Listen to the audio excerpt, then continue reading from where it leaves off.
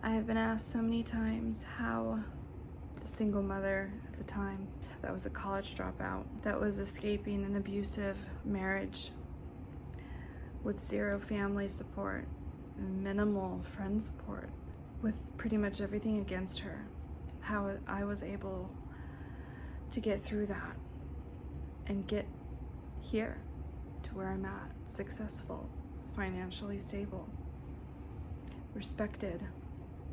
And I'm not saying influential here, because I'm rebuilding channels from once having a great large following because of alternative medicine, but obviously being shut down because of supporting medicine like kratom and marijuana. So I can't make those claims now. I have to rebuild back to my former glory here.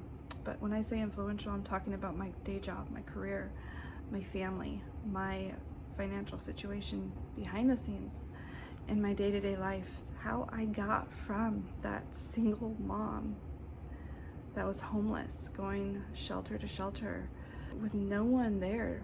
No one opened her door for her unless they had ulterior motives, unless I was bending to their rules and their judgment of me. No one to just support me and love me unconditionally. Just pure judgment, non-stop, no love, just their version of it. With all the odds against me, how the fuck was I able to get here?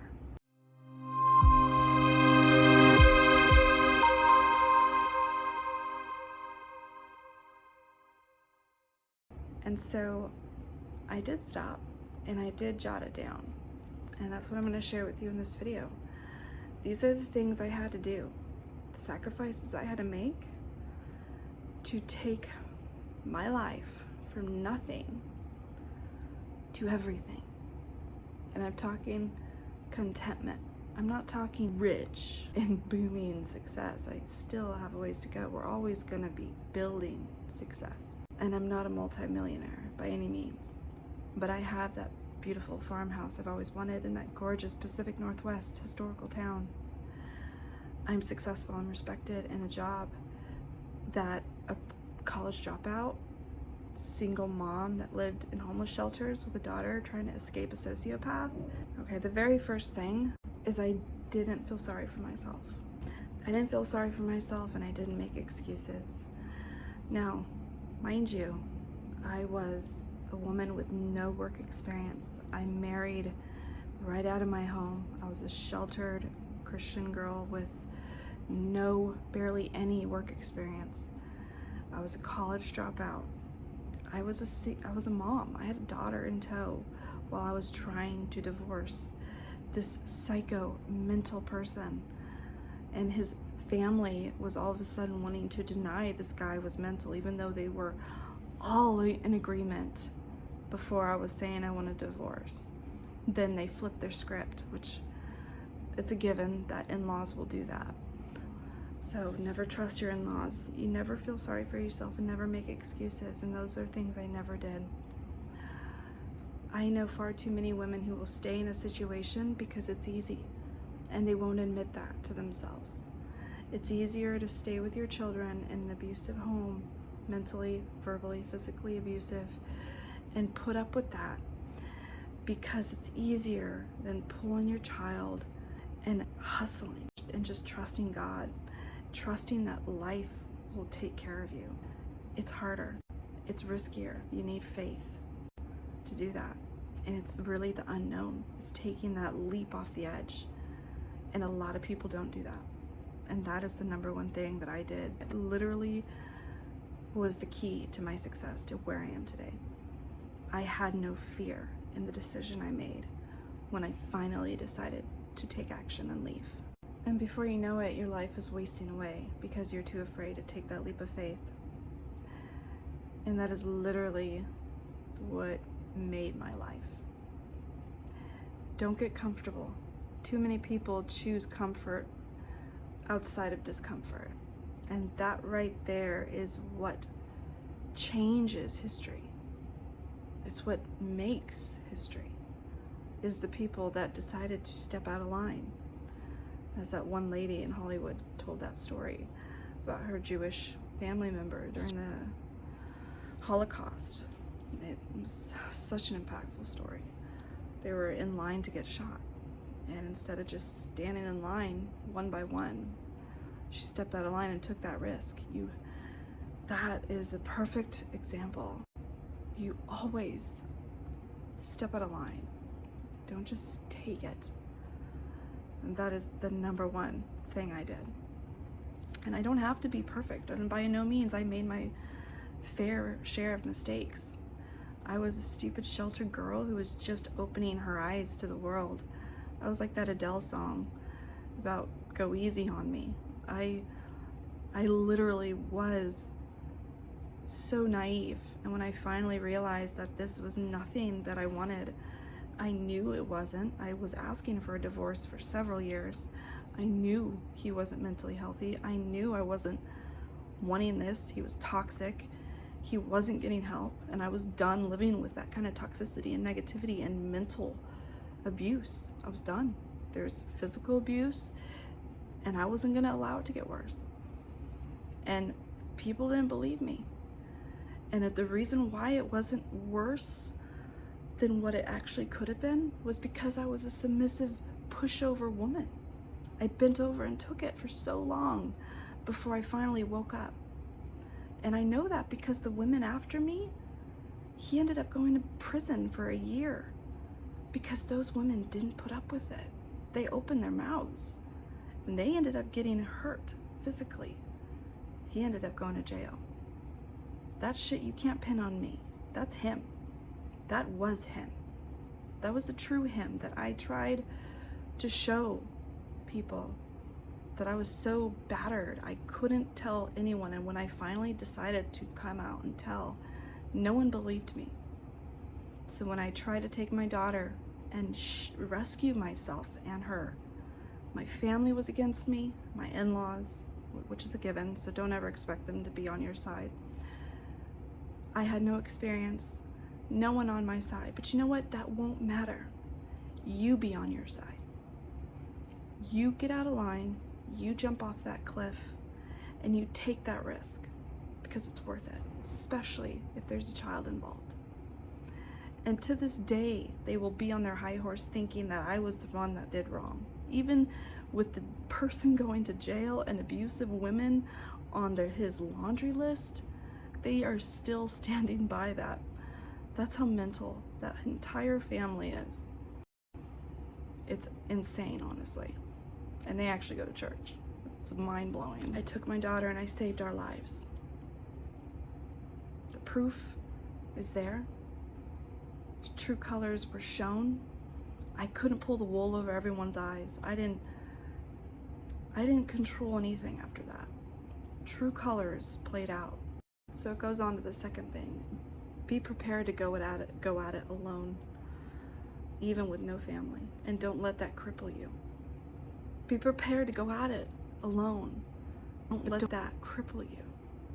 So many people will let that disable them, where they take sick days and just lay in bed. You can't do that. You have to remember that there are people out there that have it worse, that they are losing their children to cancer, that they are dying themselves, that they have disabilities, that there are people out there in a worse situation than you. So don't just sit there and let it control you. You can get through this. Guaranteed. You can. There's always a way out.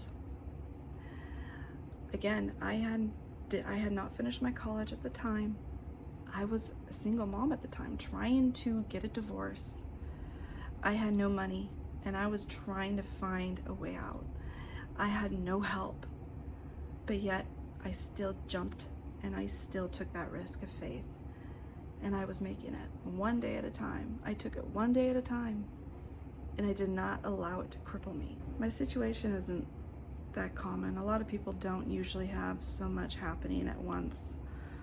They don't usually have a mental ex that tries to, like, harass you throughout the courts. Litigation is what they call it, where they will switch their lawyer last minute just to extend the divorce process, and then it goes to trial because they're so mental. They're kind of proving how mental they really are, showing the disability right there. And a lot of people don't have that, plus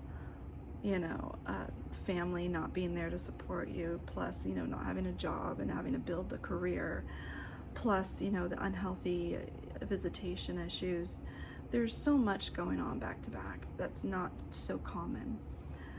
So all of the things that were happening, it's like I didn't have a chance to come up for air, but yet I still managed. So it's like I knew God was there giving me a chance to breathe. And one thing my mother would always say when she was alive, and she wasn't always right, she allowed people to whisper in her ear, and a lot of very stupid people did that, which God has been punishing to this day. But she said the truth always comes out. God always reveals things. So if you're innocent, if this is right, if this is wrong, it will always come out. I always kept coming up on top, always. Every day, every court hearing, with every passing month, I kept coming up on top. I got that job, I got that raise, I win that case, I won this, I won that. I kept succeeding. Proof of my innocence. And sometimes even then, people will still choose not to see it. And the third thing is you'll have to accept that. Accepting as you go through life that people will not understand your journey. As long as you understand it and see it, that you accept the situation around you. That is the only important thing. You don't have to understand these people. It's better if you don't try to. God will take care of them. God will punish them. Trust me. I witnessed it, and I still witness it to this day. God has a temper, and he gets angry if you mess, especially children. My daughter was involved throughout all this, and he took that serious. As long as you just accept that you're not ever going to get that sincere apology, you're not going to get that reunion that you've wanted, you're not going to get closure. I'll never get the closure I wanted from my mother. I'll never get the kind of family dynamics that I wanted. I have to accept that. And that's still a daily thing, even to this day. A lot of what I went through as I continue to build my success is not accepted, but I have to accept it. You're not always going to get what you deserve from other people. You might keep coming up on top if you keep hustling and keep working hard and keep getting out of line, but that doesn't mean other people are going to see it or be right there with you, cheering you on, which is another thing a lot of people leave out. You're not always going to have cheerleaders, and trust me, I don't have that many. I have a lot of hypocritical, moody people who suck at being cheerleaders. Life is weird, and that is something you have to accept. And again, acceptance is the key. Accept it, don't let it bother you, and keep moving on. Next thing is you live within your means. I see so many people go on vacations and live these luxurious lives, and we live very frugal. Like, we have what we have because we didn't go on vacation every month or go on all these trips, and we still don't really care to. We had the benefit of traveling all over the world and living in different places, and we still will have that in our future. We are spending our time now being a family, raising our children, teaching our children. This is our chapter in life. We put more focus in that than we do traveling and all this other extra stuff and luxurious vehicles. We care more about our home, our environment, than we do those little fancy things that most people just put on a line of credit. People, when they come to our home, they don't see the pain and the work that it took to get us here. And not just me, but my husband and I. They don't see the sacrifice that it took. The pain, the lawsuits, the harassment that it took to build our life of success to get where we're at. You really just have to accept that life is just sometimes not going to make sense, and it's not going to be fair all the time. But the steps that I had to take to go from the BS of all of that shit against me, and the things I had to do to make sure I get to where I'm at today, it took a lot of sacrifice. It took a lot of selflessness, and my children witnessed it. And that is one thing I've always been, was an open book to my children. So if you are a mother or parent and you have to go through this, and you're watching this because you need those steps, and this is because you're a parent, then I am definitely speaking to you. As a parent, your children are watching you, and I've always been transparent with my children. They've witnessed everything. I've hid nothing. I let them read all of the documents. I've let them look, Google names, read jail reports. I've exposed my sins. This is what I did. This is what they did too. This is what they did to their spouses. This is what I did to this. We're all flawed human beings, honey. We all need Jesus. We all sin and fall short.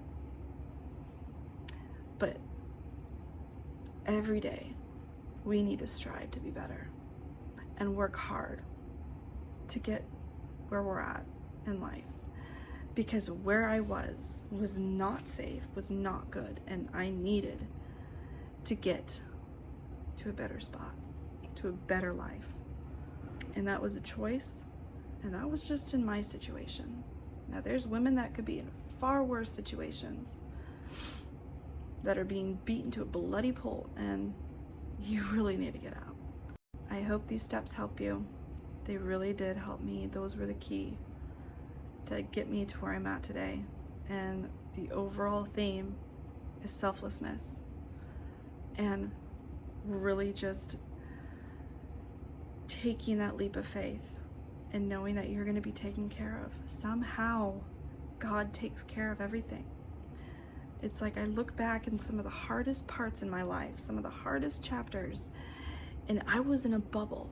Like, I really had no idea how I survived it, but I did. And it was because I put on blinders and I just went. I didn't think about it. I just went, and I let God handle it. And he did, as he promises he does.